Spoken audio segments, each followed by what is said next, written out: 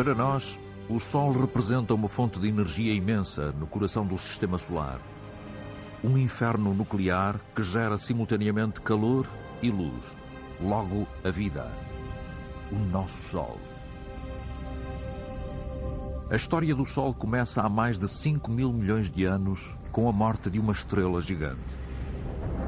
Esta estrela explode numa supernova.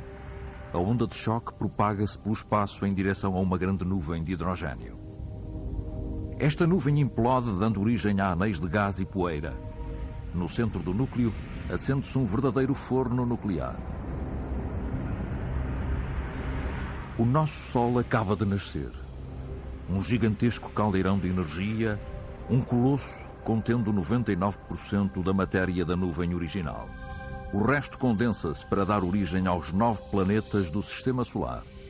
O Sol e os seus 9 planetas constituem um reino, o Sistema Solar, cujas fronteiras são formadas pela heliosfera, uma bolha que marca os limites da influência do Sol. Para além deles, começa o espaço interestelar. O Sol é uma estrela como milhões de outras, um farol cheio de energia. O Sol fornece calor e luz ao nosso mundo. Qualquer forma de vida depende dele. Todos os nossos combustíveis têm a sua origem na energia solar, que há milhões de anos alimentou as plantas que depois se fossilizaram e agora produzem de novo energia. Então o que é o Sol? Esta estrela tão próxima de nós. No centro do seu núcleo encontra-se um reator nuclear que, a uma temperatura de 15 bilhões de graus centígrados, transforma o hidrogênio em hélio. A cada segundo, o Sol queima mais de 4 milhões de toneladas da sua massa. Ao fazermos um corte vertical no Sol, podemos observar o caminho que a energia libertada pela reação nuclear percorre, levando mais de 1 milhão de anos para ir do núcleo à superfície. A partir da superfície, esta energia a que chamamos a luz do Sol não necessita de mais do que 8 minutos e meio para percorrer os 150 milhões de quilómetros que a separam da Terra. Ao analisar o seu espectro, e nomeadamente as faixas escuras ou riscas de absorção nele existentes, os astrónomos determinam a composição do Sol, ou seja, 73% de hidrogênio, 24% de hélio e 3% de átomos mais pesados, como o carbono ou o oxigênio. Esta é a superfície do Sol, a fotosfera amarela, com uma temperatura de cerca de 6.000 graus. E ali, mesmo por cima dela, os fogos de artifício da cromosfera vermelha. Observemos a fotosfera mais de perto. Gás em ebulição na superfície e gás mais frio que desce. Cada bolha tem cerca de 6 vezes a superfície de Portugal. Isto não é um girassol, é uma mancha solar. Estas manchas negras marcam periodicamente a face do Sol. São mais frias do que a fotosfera envolvente. Esta, por exemplo, poderia engolir o nosso planeta. Aqui há um grupo de manchas. Podem crescer em menos de 10 dias e desaparecer ao fim de 15 dias. Ali o Sol tem várias manchas. Noutras alturas não se consegue ver nenhuma.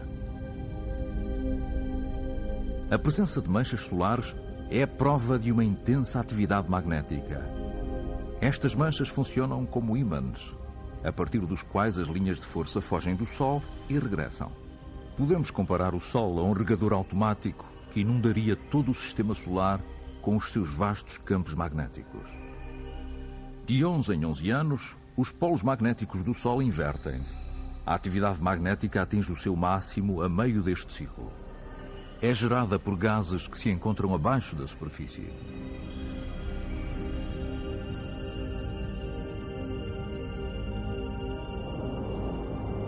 A rotação do Sol é diferencial, isto é, não é a mesma em todas as latitudes.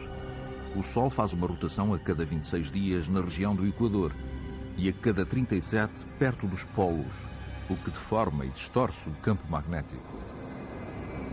Este facto provoca um oceano fervilhante de energia.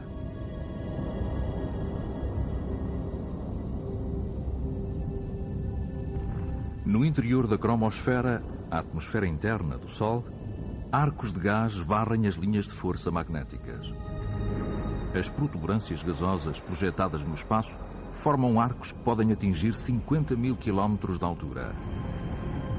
As erupções ocorrem por todos os lados na superfície do Sol.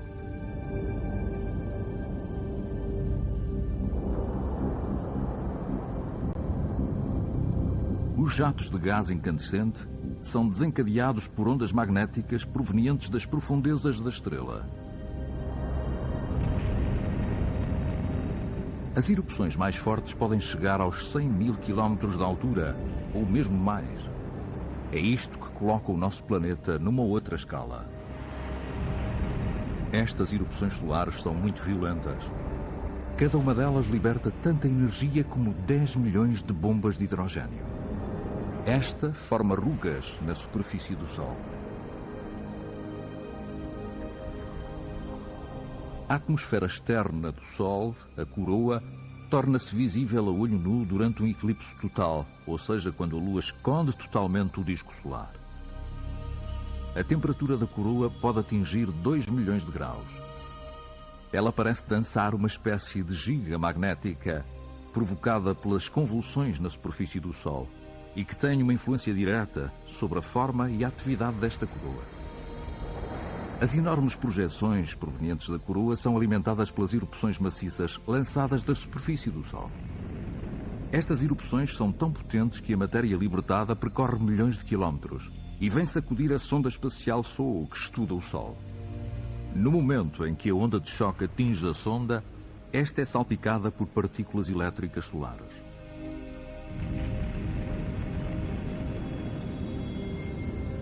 Estas partículas são emitidas continuamente pelo Sol e constituem o chamado vento solar. Em redor das regiões polares da Terra, aquelas partículas interagem com a zona mais elevada da nossa atmosfera, o que produz o estranho fenómeno das auroras boreais.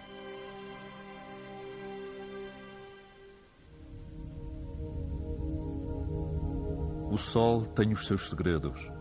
Ainda hoje não se consegue explicar a elevada temperatura da coroa. O coração do Sol tem uma temperatura de 15 milhões de graus. A sua superfície de apenas 6 mil graus. Ao nível da coroa, a temperatura sobe a mais de 2 milhões de graus. Por que uma tal diferença? Talvez por causa da energia magnética. Sabemos que existem pulsações solares, mas não sabemos realmente porquê. A SOHO registra estas fortes oscilações e constrói um gráfico sonoro para dar conta daquilo que se passa no interior. E revela-nos como o Sol muda de forma. Com uma precisão nunca antes atingida, a SOHO registra as ondas sonoras que permitem aos cientistas examinar a atividade interna do Sol. Descobriu-se, por exemplo, que correntes de gás percorrem a superfície do Sol a toda a velocidade. As mais intensas são as que têm origem exatamente por baixo desta superfície. Há também tornados do tamanho da Terra que rodopiam perto dos polos, a mais de 500 mil km/h.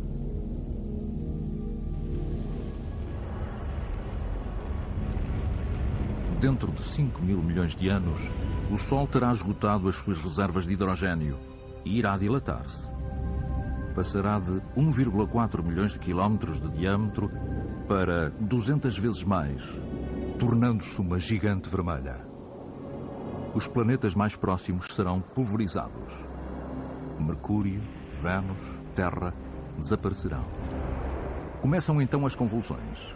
O Sol liberta as camadas superiores da sua atmosfera, injetando gás.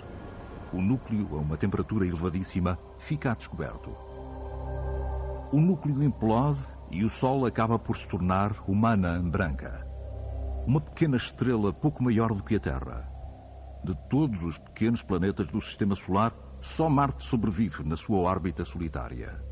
Muito mais tarde, o que restará do Sol será uma anã negra, uma estrela morta.